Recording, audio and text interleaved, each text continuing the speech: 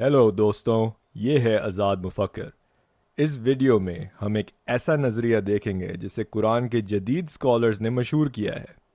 ان کا کہنا ہے کہ قرآن کے مطابق زمین انڈے کی شکل کی ہے۔ یہ اسکالرز جدید سائنسی نظریات کو قرآن سے صلح کرنے کی کوشش کرتے ہیں۔ مثال کے طور پر ڈاکٹر ذاکر نائک اور doctor Shabbir Ali.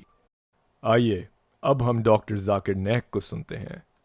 And Allah further says in Surah Naziyat, chapter number 79, verse number 30, we have made the earth as an expanse, and we have made the earth egg-shaped.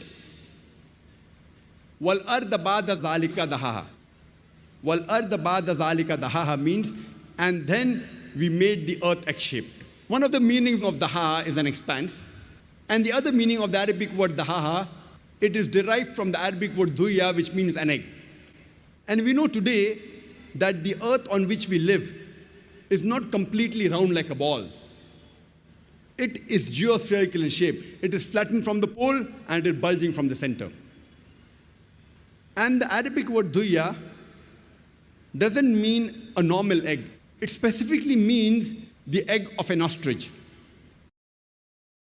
Doctor Zakir Naik نے ہمیں روشن کیا ہے کہ قرآن کہتا ہے کہ زمین کسی عام انڈے کی شکل کا نہیں ہے بلکہ ایک شتر مرغ کے انڈے کی شکل کا ہے۔ اب ہم سنتے ہیں کہ ڈاکٹر شبیر علی کیا کہتے ہیں۔ The idea that the earth is shaped like an egg is apparently indicated in the verse which says, وَالْأَرْضَ بَعْدَ ذَلِكَ دَحَاهَا. After that, God shaped the earth like an egg, which would be the best modern scientific explanation or translation to give to that verse. اب ہم جاتے ہیں قرآن کی طرف، اس آیت پر غور کرنے جس کا یہ بار بار ذکر کرتے ہیں۔ وَالْأَرْضَ بَعْدَ ذَلِكَ دَحَاهَا، اور اس کے بعد اس نے زمین کو پھیلا دیا۔ آئیے اب ہم اس لفظ پر غور کرتے ہیں۔ دحاہا، یہ لفظ ایک فعل ماضی یعنی ایک پاسٹ ورب سے بنا ہے۔ دحا، جس میں کام کرنے والا ایک واحد مذکر ہے۔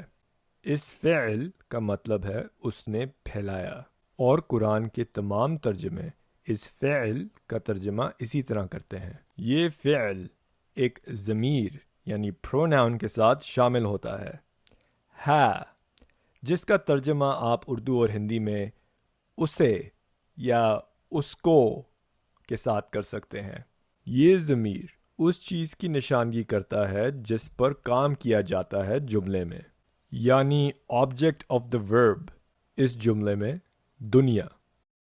دحاہا ایک فعل اور ایک ضمیر کی جوڑ ہے جس کا مطلب ہے اس نے اسے پھیلایا۔ تو اس پوری آیت کا مطلب ہے اور زمین اس کے بعد اس نے اسے پھیلایا، یعنی خدا نے زمین کو پھیلایا۔ ڈاکٹر ذاکر نائک اور ڈاکٹر شبیر علی بنیادی عربی گرامر کو سمجھ نہیں رہے اور اس فعل کو اسم یعنی ناؤن کی طور پر لے رہے ہیں، یعنی شتر مرغ کا انڈا، جو یہ نہیں ہے۔ اگر ہم بحث کی خاطر یہ کھیل کھیلیں اور فرض کریں کہ یہ لفظ دحا واقعی ایک اسم یعنی ناؤن ہے جس کا مطلب ہے شتر مرغ کا انڈا، پھر شامل ہونے والا ضمیر پروناؤن ایک حق ضمیر بن جائے گا، یعنی پوزیسو پروناؤن، کیونکہ یہ ایک ورب یعنی فعل کے ساتھ شامل نہیں ہو رہا مگر اب ایک اسم ناؤن کے ساتھ شامل ہو رہا ہے۔ تو یہاں ہے کے معنی ہو جائیں گے اس کا۔ تو اس لحاظ سے اس پوری آیت کا مطلب ہو جائے گا اور زمین اس کے بعد اس کے شتر مرغ کا انڈا، جس جملے کی کوئی سمجھ ہی نہیں آتی کیونکہ یہ گرامیٹکلی ہی غلط جملہ ہے۔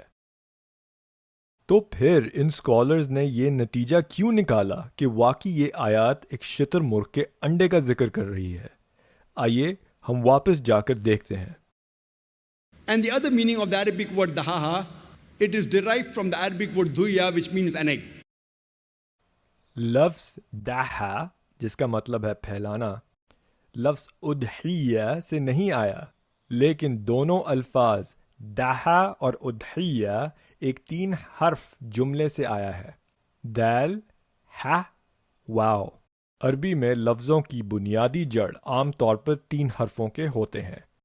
لین لیکسیکون عربی اور انگریزی کی مشہور لغت کے مطابق اضحیہ کا مطلب شتر مرغ کا انڈا نہیں ہے، لیکن اس کا مطلب ہے اس جگہ کا جہاں شتر مرغ اپنے انڈے دیتی ہے، کیونکہ انڈے دینے کے لیے شتر مرغ کو اپنی ٹانگوں سے زمین کو پہلانا پڑتا ہے۔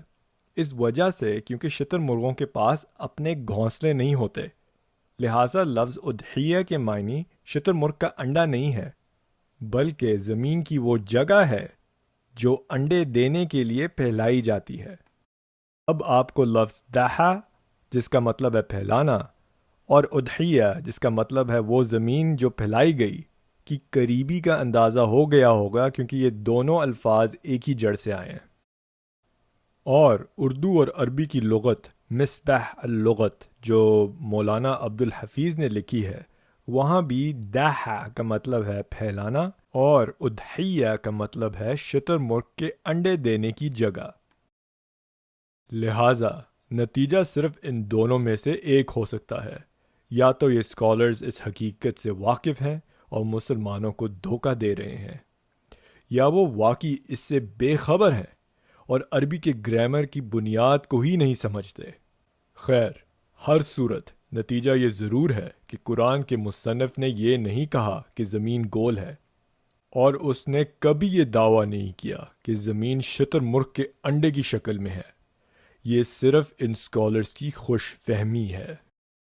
اب ہم دیکھتے ہیں کہ زمین کی شکل کی وضاحت کے لیے قرآن نے کون سے الفاظ کو استعمال کیا ہے۔